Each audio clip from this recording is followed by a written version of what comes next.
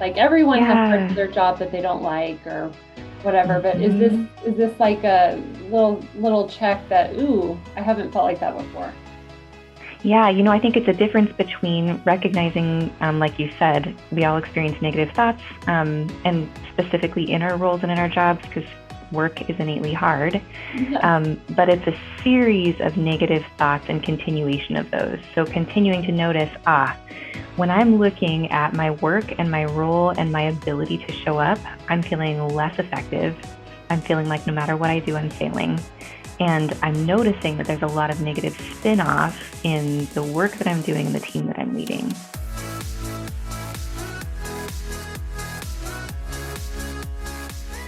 Hi, I'm so excited to have Mellisa Parnell with us today. She's a certified counselor and is working in organizational psychology with the firm Ensight Partners. I'm so looking forward to this interview. I'm just wanting to jump right into the fact that pastors are really struggling right now. I know that you work with a lot of pastors and leaders, just helping them to walk through burnout and just the extra stressors that they experience. So, even if you're not a pastor or a leader, I think that we all have areas of influence. And so, this information would apply to anyone. But specifically, we're going to kind of focus in on pastors. And I just thank you so much, Melissa, for being with us today. Gosh, it's so great to be here. Thanks for having me, Angela. I totally agree with you in the idea that number one, as a leader, it's really easy to experience really high stress situations and Right. manage it in a way that we feel confident moving forward. And then there's an additional add for pastors going through just different nuances in the way that we lead, because instead of simply leading an organization, which is a lot as it is, Yeah. in pastoral leadership, we're really founding our faith and we're describing through leadership the role that Jesus in the gospel has in play in our lives. Yeah. And so there's so much tenderness there, Yeah. right? And so it's easy for stress to continue to build as we lean in and as we, are dutiful about the roles and responsibilities specifically in regards to with pastors. So it's been such an honor to be able to work together and provide some opportunity for development and growth. That's really huge. I think that I think the weight of representing Jesus to the people that you are leading, and obviously not in a way that you are at all perfect, but just trying to be an example of love and authenticity is that can be a huge burden. And so I'd love for you to just kind of start with what does it look like to be in burnout? What is burnout? I think we all Mm-hmm. may have felt like, oh, I'm really burned out, but really, can you kind of give the definition of it? Yeah, absolutely. When we look at burnout, we look for three components clinically.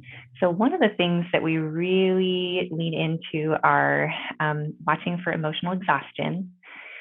Emotional exhaustion is, we describe it as the fatigue that comes from caring too much or for too long.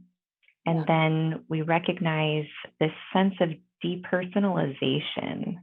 Oh, okay. Um, and that shows up with, we kind of see a depletion of empathy, of caring, and compassion. These two pieces are often very surprising, especially in pastoral leadership, because pastoral leaders, innately in who they are deeply empathetic and compassionate, and they are highly available emotionally for the people that they're leading and for their flock. Right. And so recognizing these symptoms can be a little bit alarming and overwhelming. And Yeah. the last area that we look for is a decreased sense of accomplishment. Mm, So what you might experience is this underlying unconquerable sense of futility, okay. maybe feeling like nothing that you're doing is making any difference.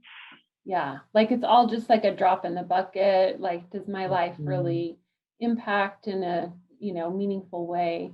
Yeah, Yeah, there could be like a absolutely. real futility in that feeling. So, Mhm. it's a real feeling, but it may not be true. It may be as a result of just burnout. Yeah. Yeah, that's pretty insightful. Yeah. So then in trying to determine, okay, well, I'm seeing a few of these things, right? And I'm recognizing them in my body and the way that I'm thinking. But how do I determine really if, where in the burnout space am I? I think there's some really helpful questions to ask ourselves. So some of them are, am I less sympathetic of people that are around me? Am I feeling easily irritated with problems or coworkers or the team around you? Am I noticing that there's some irritations coming up? Am I having negative thoughts about my role that I'm not familiar with? It's Another not the one is usual. Like everyone has parts of their job that they don't like or whatever, but is this like a little check that, ooh, I haven't felt like that before? Yeah, I think it's a difference between recognizing, like you said, we all experience negative thoughts, and specifically in our roles and in our jobs, because work is innately hard. Yes. But it's a series of negative thoughts and continuation of those. So continuing to notice, when I'm looking at my work and my role and my ability to show up, I'm feeling less effective. I'm feeling like no matter what I do, I'm failing.